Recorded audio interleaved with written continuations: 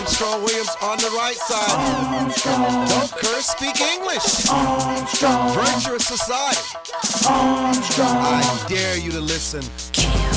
Hey, turn it up. Hey. Armstrong. Get on the right side. Armstrong. Elevate your mind. Armstrong. I'm Armstrong Williams on the right side. Armstrong. Yo, man, it's your boy K.O. And you're tuned into the most conservative of our brothers. Armstrong. The Armstrong Williams Show. Please give me a break. Grow up.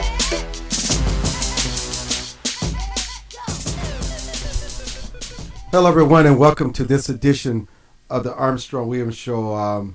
Thank you so much for joining us. Michael Cutler, how are you today? And boy, you're the right person to join us, given the latest on immigration, to bring us up to date, to tell us exactly what's going on. Welcome to the broadcast. Thank you so much, Armstrong. You know, I got to tell you, it's always a joy to be on your terrific program. I am thrilled that you're covering the topics that just about nobody wants to really cover the right way, which is why I guess your program is the right side, huh? The only side. I tell you. And, you know, I'm watching this nonsense that is playing out, and I know that the opponents of immigration law enforcement and border security are going to scream, oh, boy, there goes Cutler, you know, he's being anti-immigrant. And in point of fact, you know, I've always made the point, the difference between an immigrant and an illegal alien is comparable to the difference between a house guest and a burglar. And, you know, my own mother was an immigrant. She came to America ahead of the Holocaust. I was named for my grandmother, who was slaughtered by the Nazis in the Holocaust. I feel strongly that we should allow people to come to America with one proviso, that they don't do harm to America or Americans. And if you look at the 9/11 Commission report, and, you know, I provided testimony to the 9/11 Commission. I've done a whole bunch of congressional hearings, especially on the issue of comprehensive immigration reform. You realize that the terrorists who attacked our nation on 9/11 gamed the visa process. And they gamed the process by which we give citizenship and lawful status to aliens in the United States. In fact, I did my very first hearing, Armstrong, way back on May 20th, 1997, roughly 4 years or 3.5 years before 9/11, and it was about visa fraud and immigration benefit fraud because of the two terrorist attacks that played out inside the United States in 1993. In order to attack us, the terrorists first have to come here, and then they have to find a way to hide themselves in plain sight. In the jargon of the 9/11 Commission, they needed to embed themselves. And if you look at the situation that exists right now, we are admitting 1.1 million plus lawful immigrant aliens into the United States each and every year. That comes out to just under 100,000 per month. These are folks who are immediately on a pathway to citizenship. They are able to work in the United States. We are also admitting 150 million, roughly, non-immigrant visitors, whether they're coming for tourism or to go to school or to work on authorized jobs. So we're admitting lots of people into America. Many of them, unfortunately, provide unfair competition for American workers, and that's something the politicians don't want to talk about, but it's true. And we're being told, well, if we can secure the border first, then we can give people who violated our borders a pathway to citizenship. What's being ignored very blithely, very incidentally, is why we have an inspections process, why we have immigration laws. And first and foremost, our immigration laws and the immigration process and America's borders are just supposed to do two things: protect innocent lives by keeping out criminals and terrorists and aliens with dangerous diseases and so forth, and protect American jobs by making certain that we don't permit foreign workers to come to America to take jobs that Americans need to do and Americans are willing to do. And we've gotten so far from that issue. And when you think about it, the U.S. military role, number one job for all 5 branches of the U.S. military, is to keep our enemies as far from our shores as possible. In a manner of speaking, what we're really saying is that they protect America's borders from outside the United States. DHS, the Department of Homeland Security, hasn't been living up to its half of the bargain because their job is to protect our border from within the United States, which is why I've come to call DHS the Department of Homeland Surrender. they're not doing the job. And the evidence is obvious. They're saying 11 million. I'm willing to bet it'll be 30 million illegal aliens who would participate in any sweeping amnesty program. Narcotics flows unabated into the United States. If our borders were in fact secure, that wouldn't happen. And then on top of it, the Center for Immigration Studies just released a study, and it parallels something that I have been jumping up and down about. I've testified at probably every one of my 15 congressional hearings that I've done so far, and I suspect Washington will be calling me shortly to head back to do more congressional hearings. But we are giving citizenship and lawful immigrant status to people who are involved with terrorism, who are involved with espionage, and who are involved with crime. And I don't want to vilify immigrants. My mother was an immigrant. Many of my family members and many of my friends were immigrants or their parents were. But by not scrutinizing the folks who come here carefully, we're opening the door to all kinds of problems. And Armstrong, think about it. I know you probably do at least as much flying as I do. Don't you notice how the inspections that are done of airline passengers are getting ever more intrusive, taking away any expectation of privacy that we thought the Fourth Amendment gave us, all in the name of security? Well, if we're so concerned about 85-year-old women overpowering flight crews or four-year-old girls hijacking an airplane, shouldn't we be at least as concerned with the lessons of 9/11 behind us, that we've got to be careful that we don't permit foreign nationals into the United States who may well pose a threat? And here we're talking about a program where there will be no face-to-face interviews, where we're dealing with millions of people who cannot, or maybe in some cases will not, tell us who they really are. And all the while we know that there are terror training camps in Latin America and Brazil. We know that Iran is sending shock troops in growing numbers to Venezuela. So how hard would it be for people to infiltrate our border, claim to be somebody they aren't, claim that they were here for the requisite period of time when in fact they were not, and then embed themselves and launch yet additional attacks on America and Americans? This is the Armstrong Williams Show. We're talking about the latest on immigration. We're live. Streaming live at www.livestream.com/Armstrong Williams. Our phone lines are open. 1-866-620-6620 and 803-733-5620. You could always email us at info@rightsidewire.com. The White House today welcomed immigration reform principles from a bipartisan group of senators as a big deal. The president welcomed the efforts of the 8 senators to strike a comprehensive immigration deal, particularly the group's endorsement of a pathway to citizenship for illegal immigrants already in the country. They feel that it is important because it noted that the proposal includes principles that mirrors the president's principles for a deal. The White House ducked questions about whether the White House would accept the development of increased border security measures as a precondition to a pathway of citizenship, something absent from the president's immigration plan. The president also believes that it is very important that we move forward on comprehensive immigration reform. He's always said it's the right thing to do for our country and for our economy. Obviously, this is a multi-part process.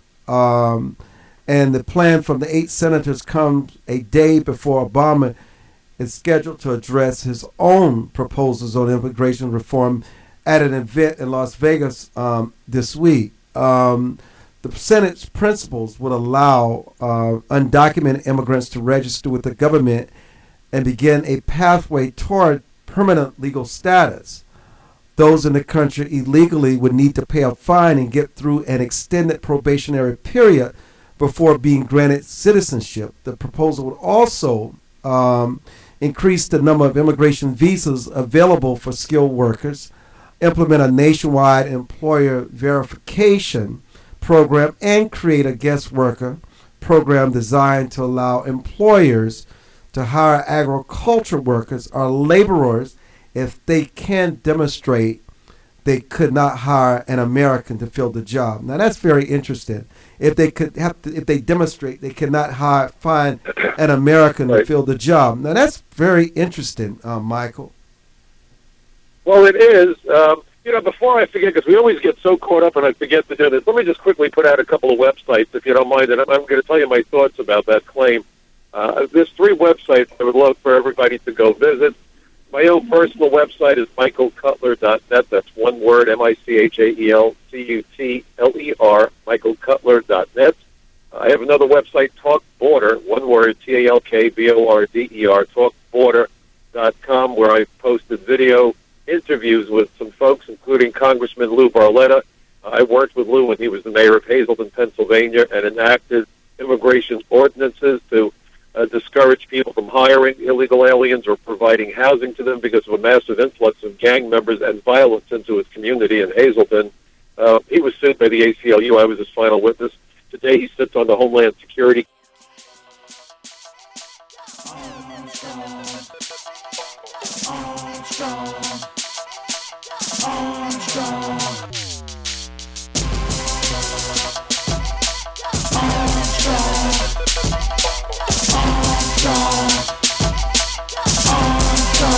Hi, this is Armstrong Williams. Just like the Affordable Care Act seeks to ensure people with public or private coverage can find high-quality health care, AAA911health.com offers consumers you with access to better information, quality care, and big-time savings on your health care. Yes, big time.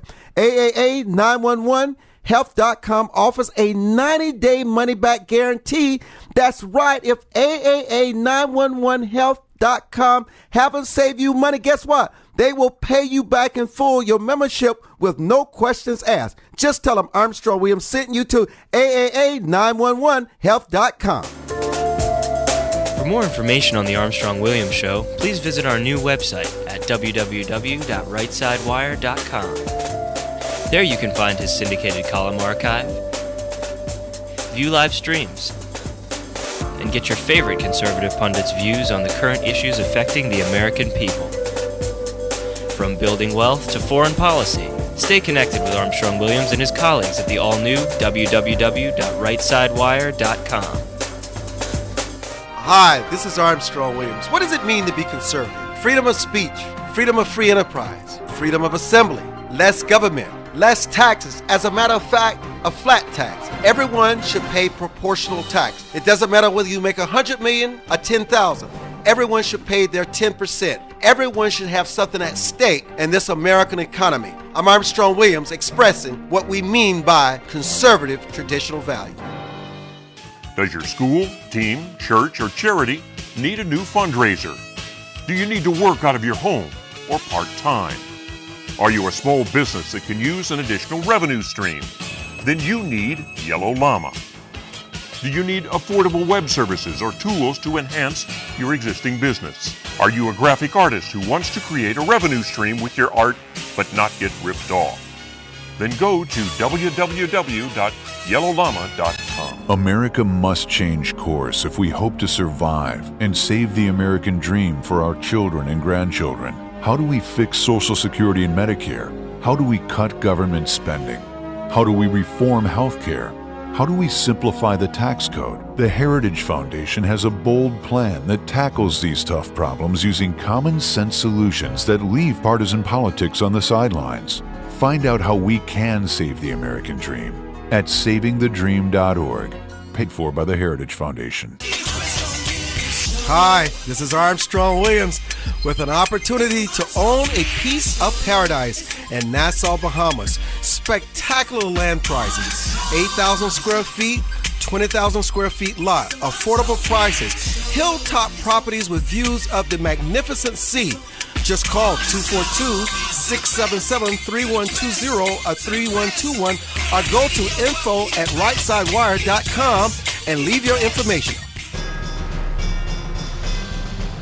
Where heads of state, sports, entertainment, and political celebrities meet. You're listening to Armstrong Williams.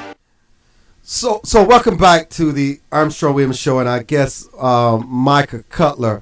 What about this increasing the number of immigration visas available for skilled workers, and implementing this national employer verification program, and create this guest worker program that allows you to hire workers of laborers if they can demonstrate they could not hire an American fill the job. How do you demonstrate that? Even before we get to that, let me go to Rodney. Rodney, you've been holding for a while. I'm sorry. Sometimes when I come back to break, I don't even look at the screen. So I'm looking now. Go ahead, Rodney. You have a comment.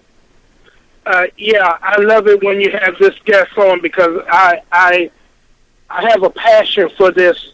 When I tried to put my application with Border Patrol, and what I'm looking at is, I think the whole border just needs to be restructured. Simply because, we question Americans, like you say, like the airport or whatever, but you should see how they question red-blooded Americans coming in from over in Mexico. Ask you, was you over there for business or pleasure? Well, what really difference does it make? If my credentials is good, they're going to then, next thing they're going to know is ask you, well, how long you planning to stay in Texas, for instance? Well, being that Texas is a part of the United States, I'm going to be there forever. But I have a passion about this, because if you can get in here legally, it's fine, work. I don't know where all the work is at when everybody in a recession or unemployment is high. I don't know where they working at. And they need to start penalizing these companies. And, and your guest is a good person of this. I used to go to Laredo a lot. And if you look at the Laredo border, not only do you have Border Patrol, but you have private security as well. You got the police department. You got the local police department. You got the federales on the other side. Then you got some other private security. And one night we did go over there for, pleasure. I'm not going to lie about it. There were some Chinese people over there. Chinese, I guess, guests or tourists or whatever. And when we were coming back across the border, a gentleman just popped out of nowhere. I don't know whether he's CIA, FBI, or whatever. He asked us, did y'all see a lot of Chinese people over there? And I said, yeah, it was a great many this time. He said, oh, okay, they must be training the Mexican army. And I was stunned by that. So, and also these islanders, like the Dominican Republic. I visited there one time. Do you know that you can buy any kind of ID, American ID, over in the Dominican Republic? Obvious it's fake, but still. I mean, you can buy that over there and use it, to travel abroad to America. All right. I thank you for the call, the comments, Rodney. Look, here's the problem that we're dealing with. And Armstrong, of course, you're right, that the issue is verifying how whether or not American workers are available to do a job. But there was a law firm a number of years ago where they were conducting a seminar, and they were videotaped, I believe covertly. Lou Dobbs first ran the video of it. What was remarkable was that the lawyers were being taught by other lawyers how to make certain that foreign workers got the jobs so that they could get their legal fees. And what they will do is to defraud the immigration system for just that purpose. We see it with computer programmers, and we listen to this rhetoric. Well, if we don't import foreign workers who have education and skills, America is lost. We went to the moon 40 years ago. Nobody jumped up and said, oh, my gosh, we better call up India and find out how many engineers they could send us. Yes, there were German scientists, Werner von Braun and his bunch from Peenemünde. But for the most part, when we went to the moon, there was Americans of every race, religion, ethnicity, and so forth who worked in unison to create the space program.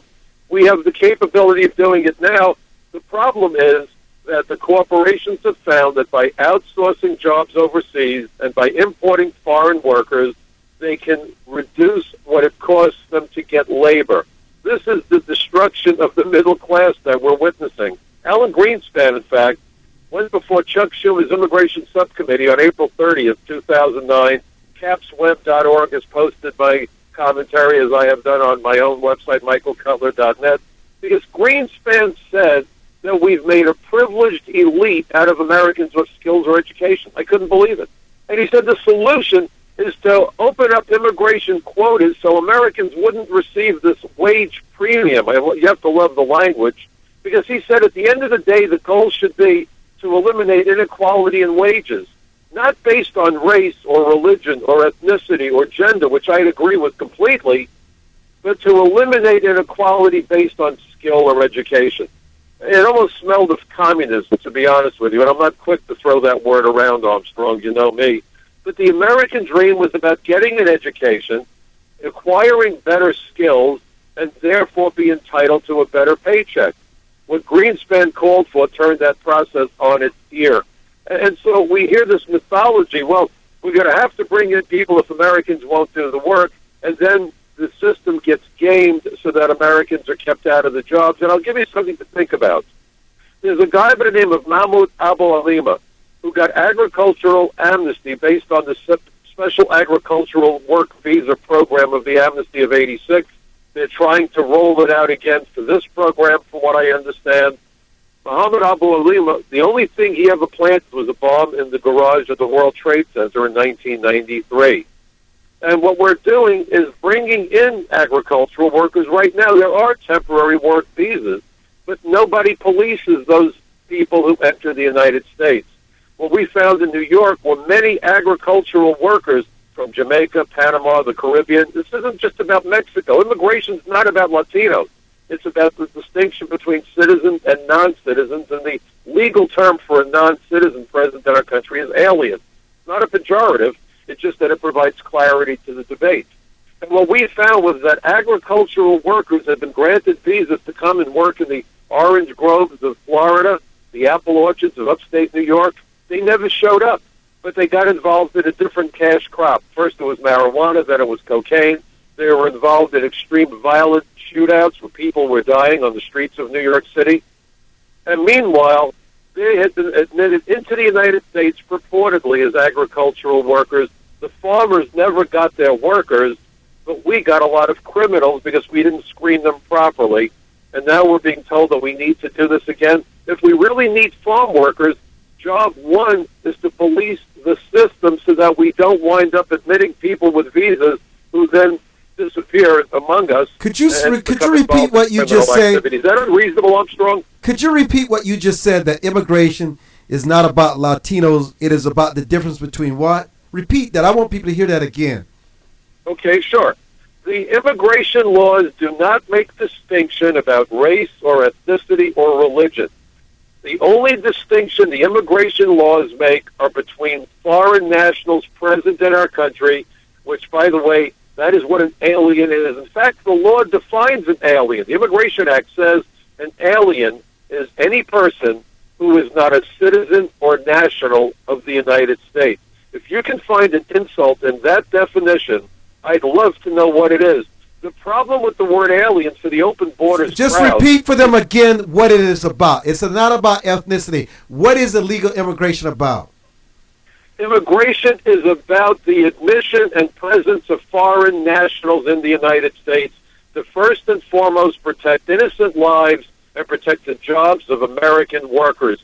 That is what is behind all of our immigration laws and all of our immigration systems, except you would never know it by the way it is being mishandled by not only this administration, but by prior administrations. Of course, this administration has sunk to new lows.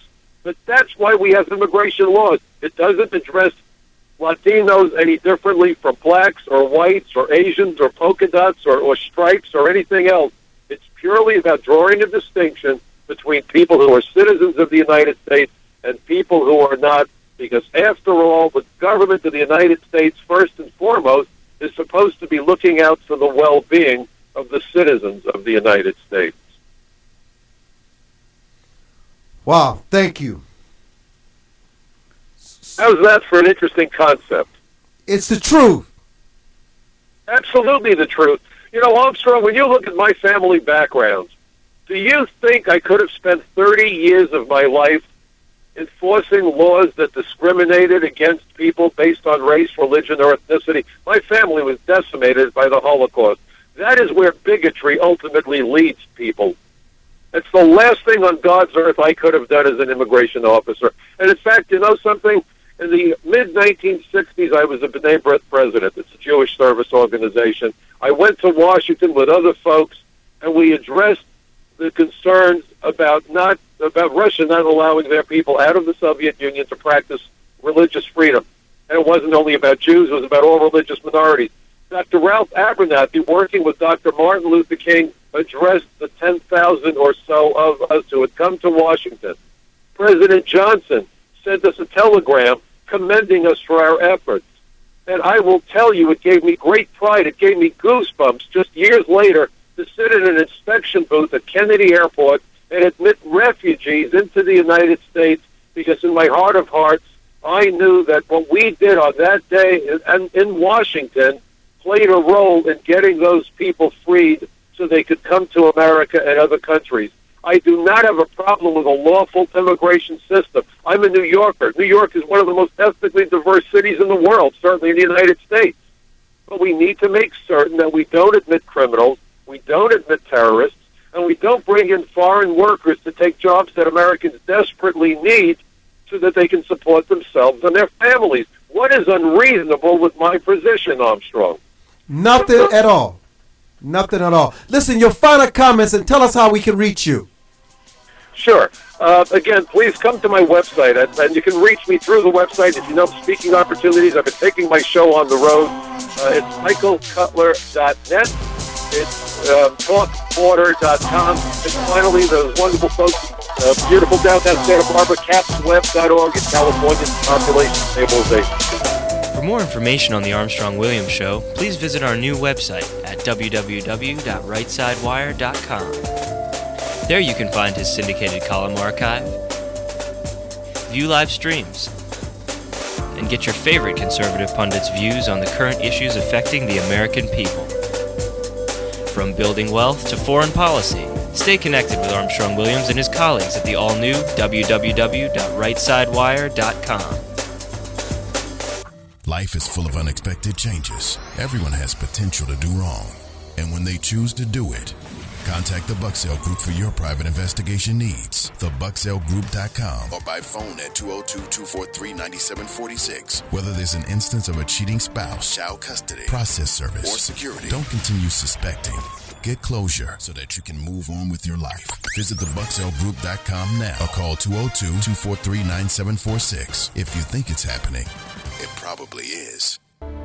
To travelers along the road of life who have fallen asleep at the wheel, to the many who woke up in time to avert disaster and get back on the righteous path.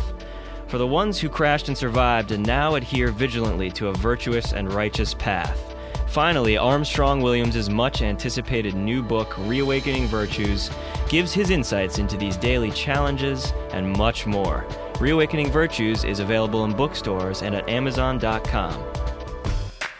Join the millions of Americans who pursue one of our country's finest traditions, from hunting to sport shooting. Since 1871, the NRA has grown as a service organization involved in all aspects of shooting sports and is a proud defender of the Bill of Rights. Join today to begin taking advantage of exclusive membership offers and discounts, including up to $25,000 in insurance coverage. Contact the NRA today. Call 1-800-672-3888 or visit nra.org. Most Americans simply have never been taught the basics of money management, let alone how to secure their financial future. But there is hope. Financial Education and Literacy Advisors, also known as FELA, does what others don't. FELA teaches financial education. If you'd like more information about providing a financial wellness program for your employees, or a credit-bearing college course in personal finance, or other valuable programs, please visit myfela.com. That's myfela.com, or send an email to info@myfela.com. Elder Chicks is an exciting part of the fastest growing segment of the population. Women in their 70s, 80s, and older who are mastering the art of a senior life. We're no longer unseen and unheard. We're providing role models for each other and the baby boomers who are fast approaching retirement. Join our virtual community. Hit www.elderchicks.com on your computer keyboard.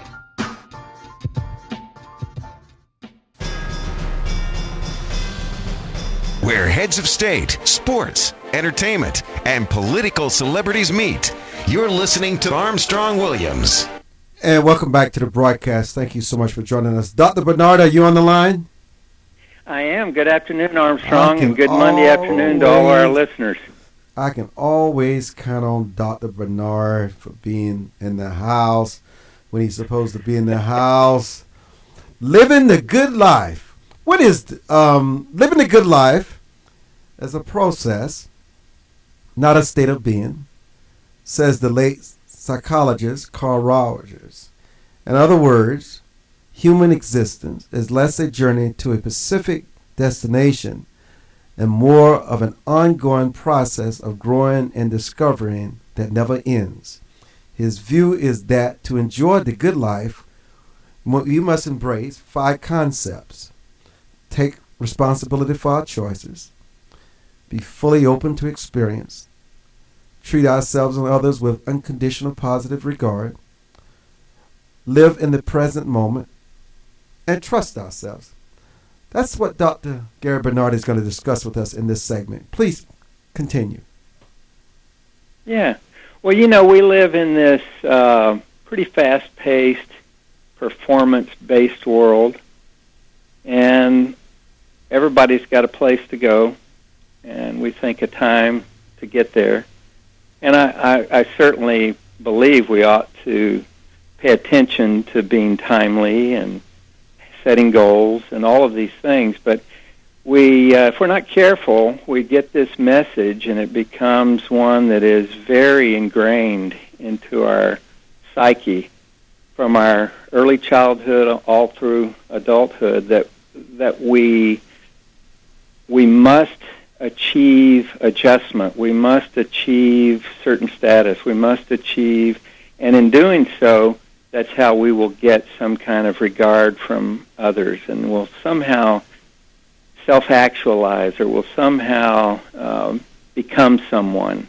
And it's just a really slippery slope once we get into that. And so Dr. Rogers really helped us understand some of this better when he put together these theories that he studied and tested, and it really seems to come true that if we're just going to pay attention to the moment, not be always dragging up the past, not always looking far ahead in front of us, because as we do, where we are and our past and where we are in our future, way up in front of us, becomes this large gap that tends to be filled with anxiety, with all these negative statements, and somehow we get this notion that the world should give us exactly what we want, and we know what it is, and if it doesn't, then we're very disappointed, we're upset, angry.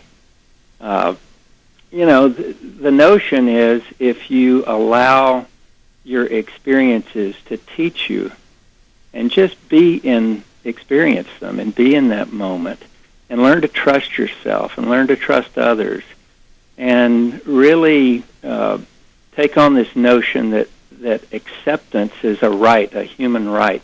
Everyone has that right, including me. And I have to accept myself for exactly where I am and take responsibility for that. And in doing so, it seems what we do is we become less judgmental. We become less disappointed. And we have less of these defenses like denial and projection. For example, if I'm upset with myself, before I know it, I'm projecting that same view onto someone else that may have a similar fault as me. And it's just a very unhealthy way to go through life. So, living the good life is this ongoing process. And we've really got to develop this skill, because I fear that many of us are really surrounded by a lot of negative influences, and we tend to develop this rigidity of preconceived notions. So we go into a meeting, or we go into a relationship, we go into any kind of endeavor, and we have this really rigid expectation. And then when it doesn't come to us the way we want, we become upset and angry. and we start to project that same thing onto those around us instead of just allowing that experience to teach us. And, you and I have talked about it, and everyone knows this, but some of the greatest discoveries, some of the greatest achievements come from pretty significant failures. And being in the moment with that failure, that experience, has taught people how to make adjustments and be less rigid, be flexible. It's a really great principle to take on, and we have to develop a habit with it, or we go back to these rather unconscious tendencies of ours that tend to drag us down. Talk a little more about be open to experience.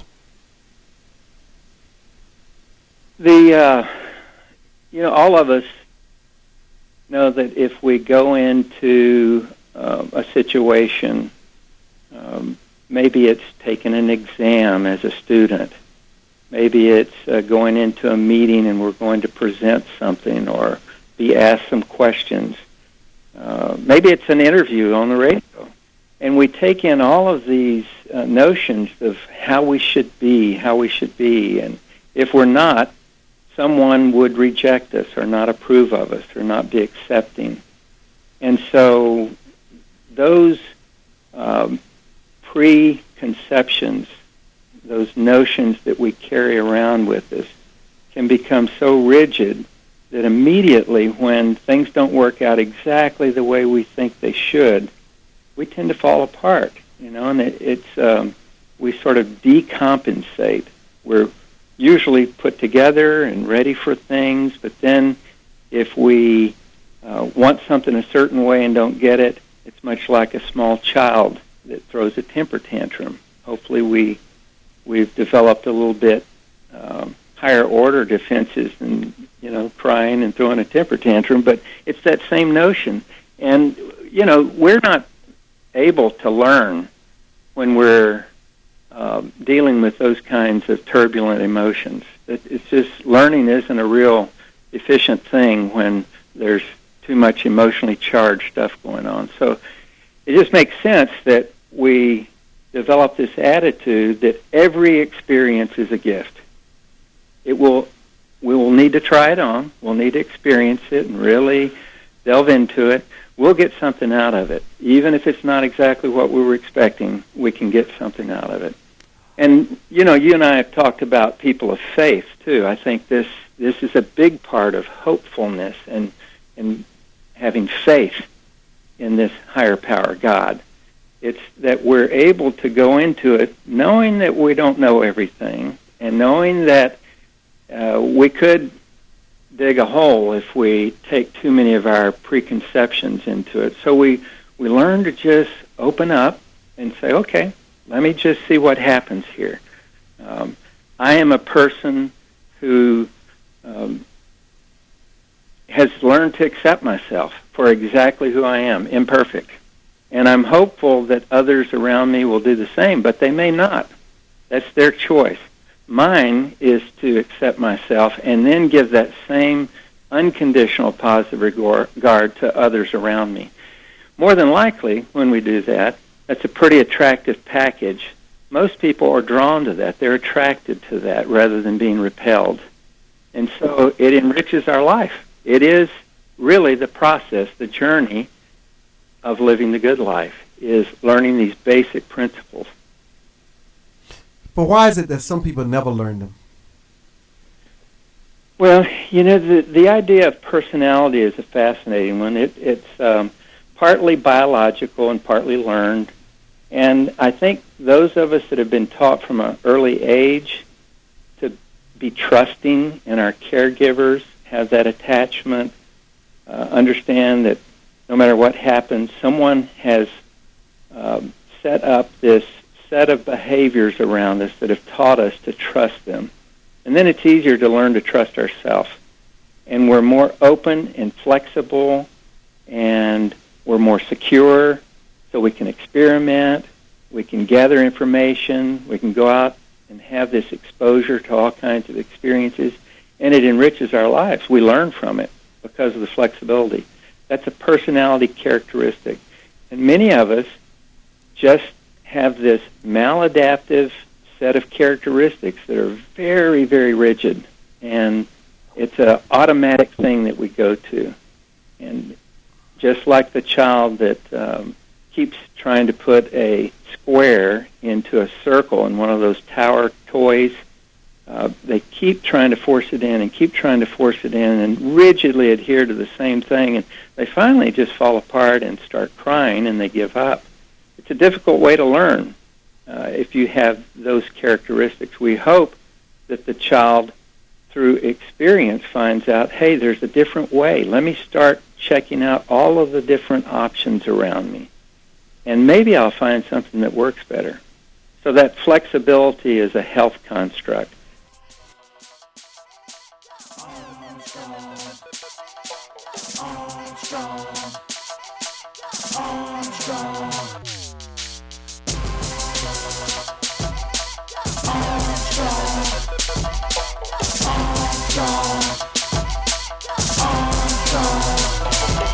Hi, this is Armstrong Williams. Just like the Affordable Care Act seeks to ensure people with public or private coverage can find high-quality health care, AAA911health.com offers consumers you with access to better information, quality care, and big-time savings on your health care. Yes, big time. AAA911health.com offers a 90-day money-back guarantee. That's right. If AAA911health.com haven't saved you money, guess what? They will pay you back in full your membership with no questions asked. Just tell them Armstrong Williams sent you to AAA911health.com. For more information on the Armstrong Williams Show, please visit our new website at www.rightsidewire.com. There you can find his syndicated column archive, view live streams, and get your favorite conservative pundits' views on the current issues affecting the American people. From building wealth to foreign policy, stay connected with Armstrong Williams and his colleagues at the all-new www.rightsidewire.com. Does your school, team, church, or charity need a new fundraiser? Do you need to work out of your home or part-time? Are you a small business that can use an additional revenue stream? Then you need Yellow Llama. Do you need affordable web services or tools to enhance your existing business? Are you a graphic artist who wants to create a revenue stream with your art but not get ripped off? Then go to www.yellowllama.com. Anderson Brothers Bank, a family-owned and operated establishment that blends traditional personal service, local market awareness, and advanced technology to meet the financial needs of its customers. Visit abbank.com or call 843-464-6271 to see how they can assist you with your banking needs. Anderson Brothers Bank, celebrating 75 years of community banking, the way it should be. Stability right in your backyard since 1933. America must change course if we hope to survive and save the American dream for our children and grandchildren. How do we fix Social Security and Medicare? How do we cut government spending? How do we reform health care? How do we simplify the tax code? The Heritage Foundation has a bold plan that tackles these tough problems using common sense solutions that leave partisan politics on the sidelines. Find out how we can save the American dream at savingthedream.org, paid for by the Heritage Foundation. Join the millions of Americans who pursue one of our country's finest traditions, from hunting to sport shooting. Since 1871, the NRA has grown as a service organization involved in all aspects of shooting sports and is a proud defender of the Bill of Rights. Join today to begin taking advantage of exclusive membership offers and discounts, including up to $25,000 in insurance coverage. Contact the NRA today.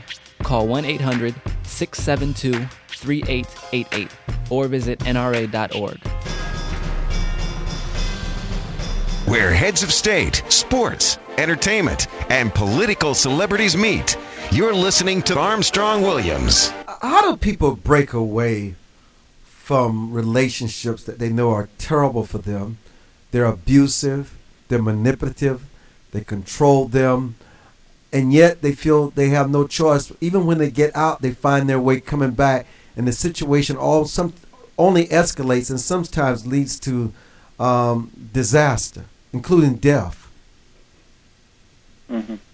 Well, actually, that's a very complex question and problem, but one of the things that's related to it is what we were just talking about. If folks have not learned to be open to their experience and trust themselves, then what they'll do is they'll have an experience. It didn't come out okay. They go back, they do it again, and they're reacting a lot through this emotional situation where they did not get what they wanted. They react to it, and yet now they don't know how to go out and get that need in a more natural, healthy way. So they go back to the same kind of situation that they know. It's a rigid kind of process, and they try it again. And it creates a great deal of frustration. It creates a lot of hostility. Many times that is turned inside, internalized, in people who keep doing it over and over and over, and they start to believe that that's what they deserve after a while. So, the real issue is nobody deserves that. But we need to be responsible for our choices, not other people. We can't expect other people to do that. So what do we have to do? Well, we have to learn to trust ourselves by taking that responsibility and making a different choice, being more flexible. If I don't get my needs met in that world that I've been delving into with the relationships that I've been getting into, I need to look for other options. And we have to be open to that. If we're not, we stay in that narrow, stuck kind of pattern. What is the attraction to abusive bad boy, bad girl relationships, the violence, the chaos, the turmoil? What is it? Well, for some, it is really the high stimulus, sort of stimulus-seeking kind of personality that they have. They really have a sense of boredom in their life unless there is enough stimulation going on, and they haven't learned how to develop that in healthy ways. So they keep looking for it in these unhealthy ways, but it does stimulate them. And they get used to it. It becomes a habit after a while. And are you saying it's the only way they can function in the relationship? Well, for some, it seems that. Now, I know better than that. I know they can function differently, but it's impossible for them to do so unless they take some responsibility for those choices. It's not going to happen in the way they're doing it. That's unnatural. It's distorting the rules. If you keep playing by those rules that are distorted, you're going to get a distorted result. So you have to get back to some natural rules. You don't get real needs met in an unhealthy way that is sustainable. That's the difficulty. It is for short periods of time. And so then you'll find these folks going through, just cycling through multiple relationships, multiple experiences. But if you look back, they're very much the same. They have the same theme. They're put down and abused. They're not respected.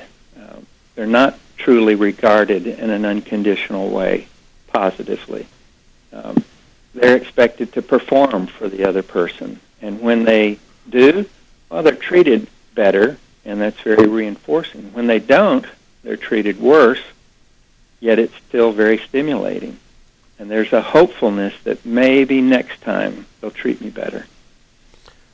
I don't understand the dynamics of an abuser and the person that's abused. I don't understand the concept of living in such a violent, unhealthy environment. I just don't understand. I don't understand how anybody can think that is normal and can thrive on that. To me, it's just... Well, many of these folks, Armstrong, as you know, have been abused as children. But they hated it. So it has impacted them. They should want to do everything they can to not repeat that. Allow it to happen. That's logical. Yeah, that's logical. That's what we would expect. But here's the thing. Even as a child, they hated it, but they still liked the attention. it's a weird kind of setup. They still want that person to care for them, and that person does occasionally. It's this intermittent reinforcement schedule. You know, it may be every 100th time, but you're treated well, and oh my gosh, that's what I've been looking for all along. And then you're treated poorly and poorly and poorly, and then you're treated well. And well, how would they that function sure with good. someone who treated them well all the time? Well, that would be nice, but see, these are people that have pretty much become stuck, not chronologically, but developmentally. Their emotional and relational and interpersonal skills and development is still much like a child. And so they're just repeating that same cycle over and over. And to get out of that, you really have to grow up. You know, you have to start taking some responsibility. That's not an easy thing for these people. And they need a lot of help and encouragement. And even then, some rigidly adhere to the same way over and over and over. And many times you'll see that they sort of burn out in their 50s and 60s. And they'll settle down and have a pretty decent relationship. Not always. It's, in fact, maybe not most of the time. But you'll see a fair number finally get it, it seems. And they'll have this pretty decent relationship for the last years of their life. You know, I cannot thrive in chaos. I cannot thrive in turmoil. I need peace. I need reasonableness around me. I need civility. I need common sense. I need little or no drama to function at my optimum. Yes. Is that unreasonable? True. I do too. Pardon me? Is that unreasonable? No, that is the definition of reasonable or rational. That is playing by the rules. And that's what happens. If you're brought up that way, you start expecting it. Now, not everybody will treat you that way, but you've learned to stay away from those people, and you move toward, you're attracted toward the people that know how to play by the rules. It's the same thing as playing games with people. If they start changing up the rules on you, you just say, well, this isn't fun. I'm not going to play with them anymore. We get it with games like that. We're not getting it in these interpersonal, high-demand kinds of relationships. We'll just distort the rules and keep playing by it, but expect a very different outcome. And, you know, then what happens? Well, if you're having children and you're dealing with that sort of thing and haven't learned to be more adaptive and flexible, inadvertently or just because that's who you are, that's how you treat your children. You treat your children exactly the same way. You expect something from them, and when they don't give it to you, you react to them. And this is a cycle. It goes on and on and on. So obviously your upbringing is a pretty good indicator of the kind of home life and the kind of existence you're going to have for the rest of your life. Absolutely. Wow. The best predictor we have. I find that fascinating. Well, it is. And you'll remember probably a couple of months ago we talked about how the family is the factory that makes people. And that's it right there. We produce these people in our families. And so what is one of the most powerful things we could be doing in our country and throughout the world right now? It is helping in every possible way to train and teach and encourage parents to do it the way they need to be doing it so that their kids can learn how to do it for themselves, and then they'll do the same thing with their kids. It literally will change our world in 1 to 2 generations. And yet we don't put a whole lot into that if you think about it. You know, this has been a really insightful discussion with you, because you know what? I think the key of all those points that we've discussed this evening, especially by Dr. Carl Rogers, is that, you know what? You've got to take responsibility for your choices. Absolutely. Instead of blaming them and trying to be a victim. right? Everybody gets choice. That's our right. But with that freedom comes that responsibility. And I'm so thankful that we strive to have great education programs that teach our kids math and science and language arts and all that, but we don't do much to teach them these rules unless the family is doing it because they were taught themselves. We're missing out. And we are living in a big, big world. Everything has expanded, and everything's coming at us. It's like, for most families, it's like drinking from a fire hose. It's way overwhelming. And we're seeing all of these crazy things happen around us, violence and more mental illness. And it's incumbent upon us, anyone who's reasonable, to make a stand and say, look, we know the answer here. We really do. We're just not doing it. Thank you, Dr. Barnard. You're so welcome. Great to talk to you, Armstrong. My pleasure. And thank you for joining us. And we want to thank our earlier guest, Micah Cutler, and our callers for participating. Info at rightsidewire.com. For more information on the Armstrong-Williams Show, please visit our new website at www.rightsidewire.com. There you can find his syndicated column archive, view live streams,